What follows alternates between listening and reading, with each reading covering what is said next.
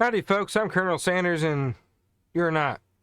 There's been 1,000 videos across the internet, if not more, pertaining to Uncle Harley's Colonel Sanders' original 11 herbs and spices for Kentucky Fried Chicken. There's a lot of misinformation being spread about him on the internet, and I have spent the last 3 years putting out accurate information, as accurate as I could find and get from the family and other resources that not everybody has access to, so that people could learn who the real Colonel actually was. Now behind me, this is a green screen of his first kitchen in the Sanders Cafe in Corbin, Kentucky.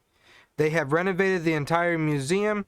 Some things are not there that used to be, such as Uncle Harley's original office, but things like this, they replicated and preserved enough things of his to recreate the atmosphere that was the Sanders Cafe between 1929 and 1955. There's also a handful of impersonators out there trying to make their livelihood Colonel Sanders. They're trying to be Colonel Sanders, and they're trying to be the best impersonator possible, even if it means slandering the Colonel's own family and going behind their backs and saying things against their own will, such as pretending that we are suing other impersonators to scare them from going on their turf, threatening other impersonators of being thrown out of a KFC if they so much as show up dressed in character.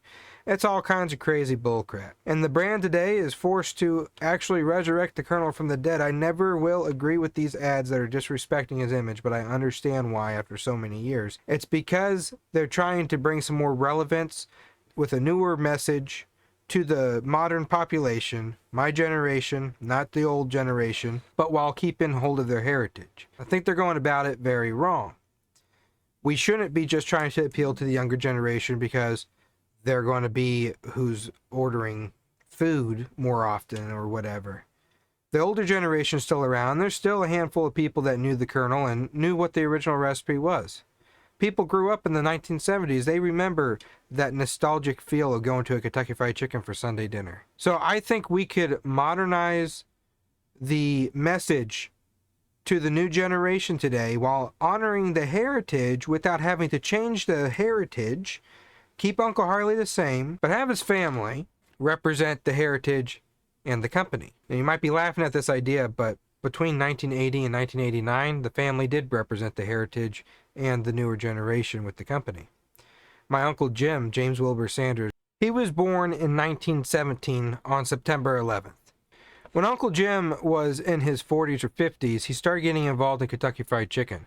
Uncle Harley already set the stage for what the Sanders look was, the goatee and the mustache, and Uncle Jim started donning the suit after he was commissioned a Kentucky Colonel by being nominated by Uncle Harley, and he started wearing the facial hair. Now, I'm probably the youngest Sanders in the family to put the suit on and wear the facial hair and be commissioned a Kentucky Colonel at my age. I was commissioned when I was 18 years old. I've been a Kentucky Colonel for 10 years now. But I don't represent the brand. Uncle Jim did. Because Uncle Harley got him started with a franchise in Columbus, Indiana, he was able to establish himself in the Kentucky Fried Chicken business. The corporate, after it sold out to Brown and Massey in 1964, was very much aware of who James Sanders was. Everybody associated him with the Colonel. Everybody associated him as the Colonel. And Uncle Harley would butt heads with him at the airport when they would be wearing the same suit. He'd tell you, shave that crap off your face and take that suit off. There's only one Colonel Sanders, despite them both being Colonel Sanders. Well, Uncle Jim, out of respect, would wear a black suit, which is why I post on my page him wearing a black suit instead of the white suit.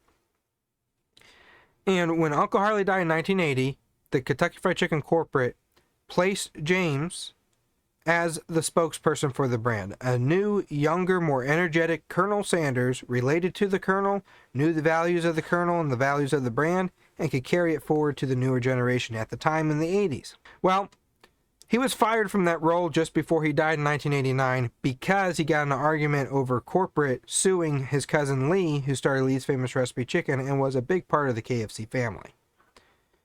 But he did represent the family, the company, the heritage, all in one.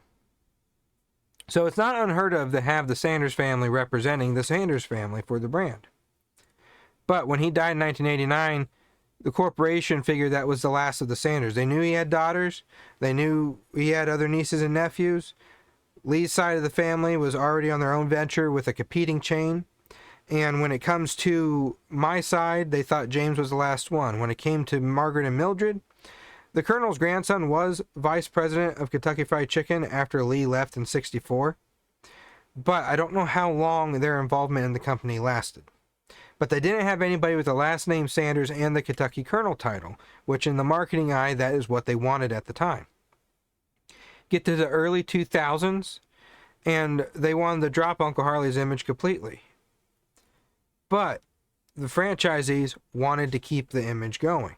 Because despite all these bad ones that we've been hearing about, and I have reviewed myself, there are a bunch of great franchisees internationally and in the United States that care about the heritage and care about the customers and care about their teams.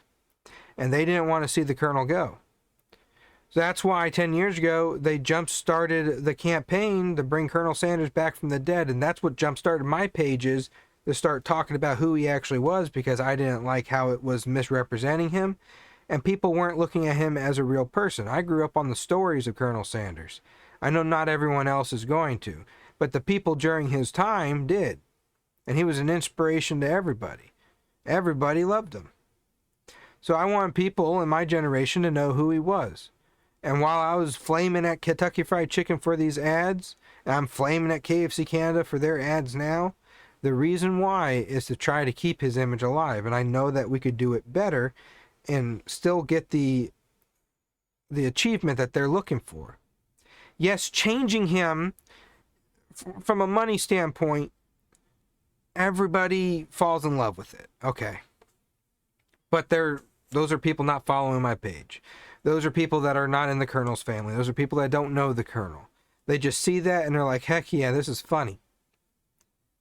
But there's a way to do it honorably without having to change the heritage. You can continue the heritage, continue the legacy with the newer generation of the Colonel's family carrying it forward. Imagine this, not just the Sanders side of the family, but all branches of the family that want to be involved. Sitting around a dinner table, talking about, reminiscing about the family history. The older generation remembering Uncle Harley and what it was like working with him, what it was like growing up around him. And then the generation just before mine and what they remember of KFC, the changes that were made, working and owning their own franchises, and now. And as a lot of things change as time goes on, some things stay the same. What a great concept I think that would be. And they probably will steal that idea from me. Because I have no contact with corporate, I have contact with franchisees. But I have all these ideas that could work and honor the heritage of Kentucky Fried Chicken with a modern message. Not just that. My page is full of all kinds of things that are in the modern day pop culture. And I know a lot of the history too. There is a dozen ways to do this. Some might be looking at me going, oh, so you're saying give you the money and that's how you'll fix all the issues. I don't require a whole lot. I'm not a big fancy celebrity. I know what my worth is. But if they focus more money into the quality, the customer service, instead of the marketing, a lot of things would speak for itself. The product spoke for itself with Uncle Harley. Now you need a new modern way of getting that out there. Now, between Canada and the US, they're not doing as good as internationally. Internationally, they don't really include Uncle Harley's image too much. And that's fine so long as they're not disrespecting his image. But the product is speaking for itself, and their advertisements over there, although the US don't like it too much, they speak to their audience. But the quality and the service speak for itself. When you have a good restaurant, good team, it speaks for itself. But Uncle Harley was very good at delivering that message. He was a relatable person that everybody could relate to. Uncle Jim was the same way. And now today, we have the brand trying to change the heritage by modernizing Uncle Harley, which I think is a mistake. It may work in some aspects, but I think it's a mistake in the long run. For me, the family history and Uncle Harley, to be remembered accurately, is more important than changing who he was.